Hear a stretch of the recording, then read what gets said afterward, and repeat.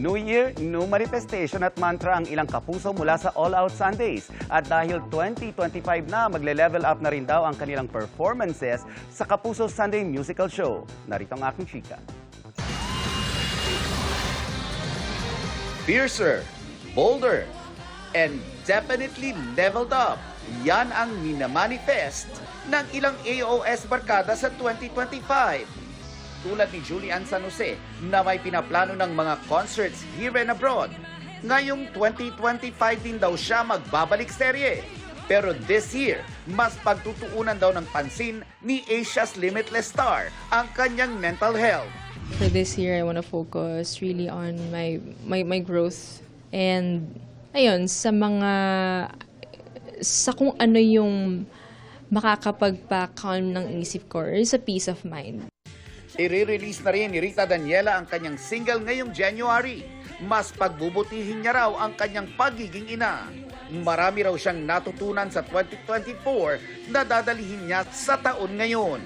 Doon tayo sa tama.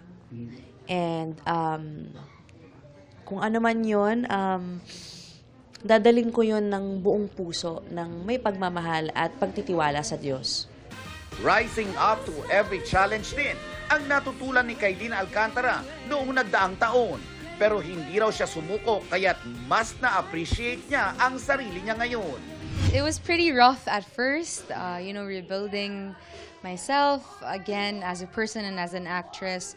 But throughout 2024, I felt that God was there with me. Magbabalik naman sa stage plays si Mark Bautista ngayong taon. Ang kanyang mantra in 2025, to do what he loves. Ang iniisip ko ngayon is to work harder, travel more, and create more art. Kung nag-level up ang mga Kapuso Stars, expect more daw sa kanilang all-out Sunday pasabog na all-out performances sa mas pinatinding all-out Sundays.